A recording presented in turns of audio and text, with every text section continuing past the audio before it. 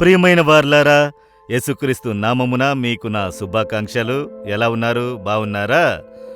ఈ ఉదయకాలము ఎలా ఉన్నది? పలు సమస్యలు, పలు పోరాటములు ముందుకు వచ్చి నిలబడ్డాయా? ఒక సముద్ర తీరము, సముద్రపు అలల శబ్దము వినిపించుచున్నవా? అలలు అలలుగా సమస్యలు వచ్చిచున్నవండి. ఒకటి పోతే ఇంకొకటి, ఒక అల పోతే ఇంకొక అల వచ్చున్నట్లుగా ఒక సమస్య పోతే ఇంకొక సమస్య అలా వస్తూ ఉన్నాయా? దేనికి భయపడకండి. ఎన్ని వచ్చినను ఈ సముద్ర తీరమునకు ఒక గట్టును దేవుడు ఉంచినట్టు దాన్ని దాటి అవి రాలేవు. ఏ సమస్య కూడా దేవుడు నిర్ణయించిన హద్దును దాటి మీ మీదకు రావు. కనుక దేనికి భయపడాలి? భయపడకండి. సరే, ఇది ఏ సముద్రమని చూస్తున్నారా? ఎర్ర సముద్రము.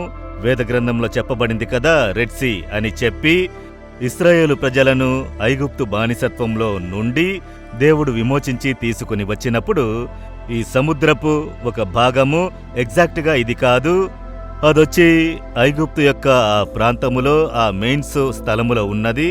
అక్కడ వారు నివసించి ఉన్నారు. ఫరో సైన్యము వీరిని మళ్లీ బానిసలుగా చెయ్యాలి. వీరు లేకపోతే మన దేశంలో పనులు జరగవు, కట్టడముల పనులు జరగవు. ఈ బానిసలను విడిచిపెడితే ఎలా అని చెప్పి వారిని మళ్లీ బానిసలుగా చేయుటకు తన రథ దళముతో వస్తున్నాడు. ఆ కాలములో ఐగుప్తు దేశము వచ్చి ప్రపంచంలో ప్రఖ్యాతిగాంచిన ఒక దేశము. దాని రాజు ఫరో, దాని సైన్యము ఐగుప్తు దేశం యొక్క రథదళం వస్తుందంటే భయం చెందెదరు. అంతగా అది గొప్ప స్ట్రాంగ్ అయిన సామ్రాజ్యముగా ఉన్నది. ఆ విధముగా ఉన్నటువంటి ఒక పరిస్థితిలో ఈ రథదళముతో కూడా ఫరో తన సైన్యముతో బయలుదేరి వస్తున్నాడు. ఒక ప్రక్క ఫరో సైన్యము బానిసలుగా చేయుటకు వస్తున్నారు. ఇంకొక పక్క ఎర్ర సముద్రము. ఈ నీటిని ఎలా దాటి వెళ్ళగలరు? 30 లక్షల ప్రజలు, దాదాపు 30 లక్షలు, 6 లక్షల కాల్బలములని బైబిల్లో చెప్పబడినది. పిల్లలు, పెద్దలు, స్త్రీలు, వయసు పైబడిన వారందరూ చేరితే 30 లక్షల మంది ఎలా దీన్ని దాటి రాగలరు? అదేమనగా ఈ ప్రక్క నుండి ఆ ప్రక్కకు 18 కిలోమీటర్లు, 18 కిలోమీటర్ల లోతు, దాదాపు 100 అడుగుల లోతు. ఆ విధంగా ఉన్నటువంటి పరిస్థితుల్లో అప్పుడు ఈ ప్రజలందరూ భయపడుచున్నారు. రెండు ప్రక్కల ఆపద, తప్పించుకొనుటకు మార్గమే లేదు అన్నటువంటి పరిస్థితి. మీరలాంటి ఇరుకులో ఉన్నారా? తప్పించుకుని వెళ్ళుటకు మార్గమే లేదు. ఆ ప్రక్క ఆపద, ఈ ప్రక్క ఆపద, ఈ ప్రక్క ఇబ్బంది, ఈ ప్రక్క ఒక ఇబ్బంది అని కలవరపడుచున్నారా? త్రోవలేని స్థలంలో త్రోవను కలుగజేయుదురు.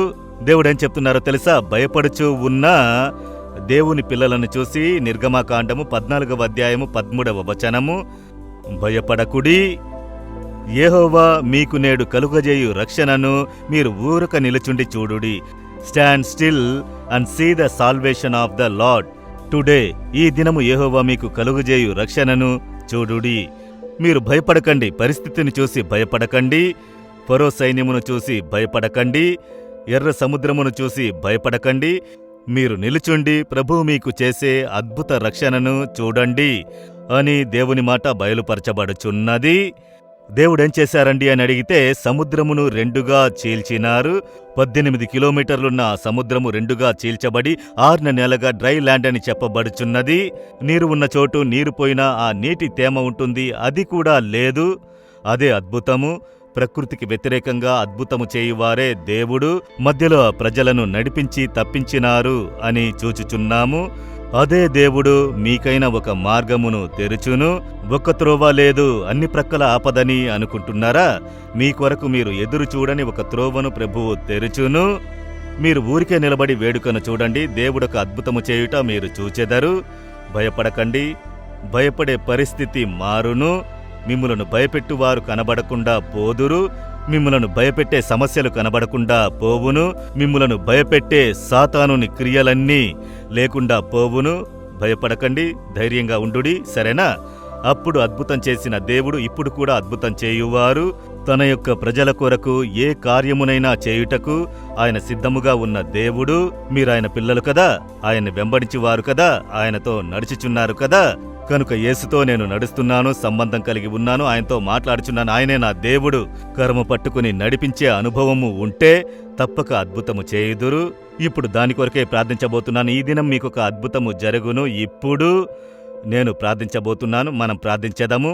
అలాగే మీరు చెప్పండి, మీకు ఏ సమస్య, ఏ కార్యము కంటి ముందు నిలబెట్టి ప్రార్థించుడి. తండ్రి, ఆ దినము అద్భుతము చేసి సముద్రమును రెండుగా చీల్చి మీ ప్రజలకు త్రోవ కలుగజేసిన దేవుడు ఈ కుమారుని కొరకు, ఈ కుమార్తె కొరకు ఒక త్రోవను మీరు కలుగజెయ్యాలి. ఒక అద్భుతము జరుగును గాక. ప్రకృతికి వ్యతిరేకమైన కార్యము జరగాలి. నజరేయుడైన యేసు నామములో మార్గము తెరవబడును గాక.